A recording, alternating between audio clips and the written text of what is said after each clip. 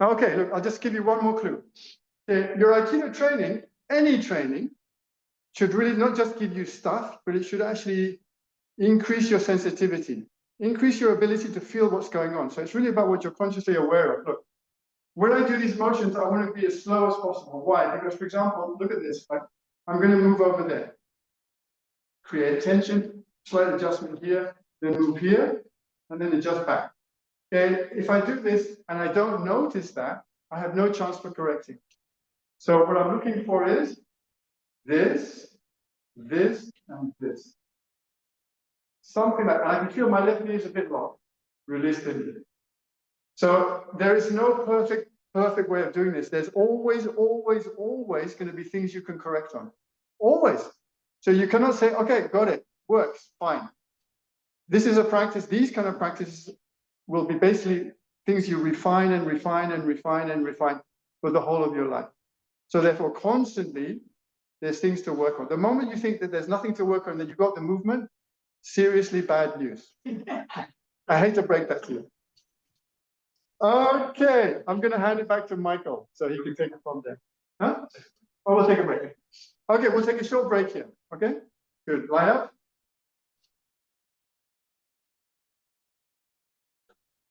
Domo, arigatou gozaimashita. Any questions about anything?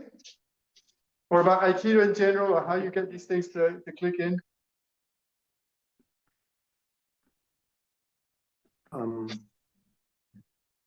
Lewis? Yeah.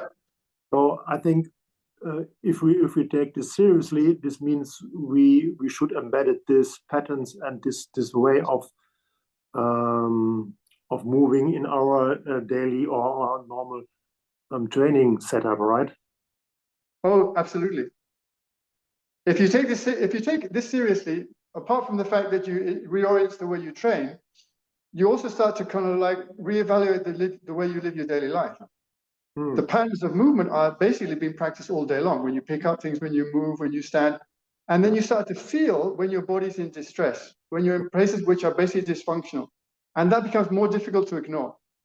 And therefore, the training has real value because actually it makes you more healthy.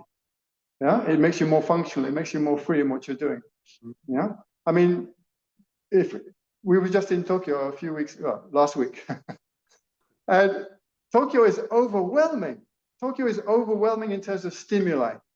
If you're in Shinjuku at night, it's incredible. And you can feel your whole structure and your mind pulling back in defense because you're being overwhelmed. The only difference for me now is that you can really feel that and you can start to work with it. But if you look around you, most people are locked down, yeah, physically and mentally, because it's just too much, yeah.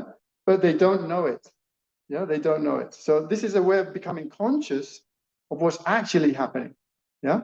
And in martial arts, you absolutely need to be conscious of what's happening, yeah. If someone is attacking you, you need to be super conscious of what's happening, yeah. But you need to be basically broadly conscious, not just at those moments of stress, yeah. So I think basic training is really like.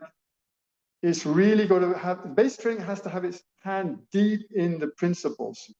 Yeah, you're actually trying to, what Michael talks about, you're actually trying to identify dysfunctional patterns and return to natural patterns of movement, organization, and engagement. Yeah, but to do that requires a lot of sensitivity. Like, what is natural movement? What is dysfunctional? Yeah. Am I really free? Am I centered? Are the 6 directions active? Where's the ground? What are my knees doing? It requires tremendous, but that's why we train our whole lives. Okay. It's fascinating. Yeah, thanks. Anything else?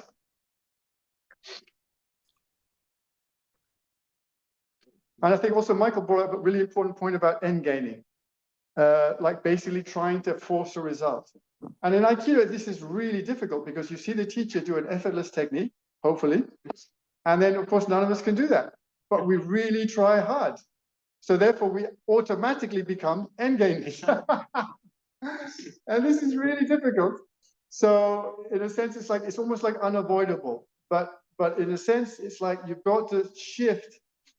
I mean, by the time you get to black belt, first cue, black belt, the training needs to be clear what you're actually trying to achieve. Shodan, Nidan, Sandan are levels of understanding, not just ability. Yeah? And to teach a beginner not to end gain is impossible. They come into the dojo as an end gainer. So, and then they're trying to do it really right. Yeah? So therefore they're trapped for a while until they start to realize that that's just absolutely not working. And then they start to realize that the way to actually achieve a result is going through process. And the result is the gift. And the process is where you really have to apply yourself in a non-end gaining way, in a joyful, playful way to set it up. But the moment you try hard, you fail. Yeah? The opposite of what society is telling us. Try harder. Aikido is kind of like, try harder doesn't work. You need something else. Yeah? So this is a real paradox. You're constantly trying to perfect your technique, but you need to come to this place where you actually don't care and you're just more interested in the doing than the achieving. And this is really valuable in your daily life. Yeah? You get out of the trap. Yeah? Yeah? Anyway, that's a long story.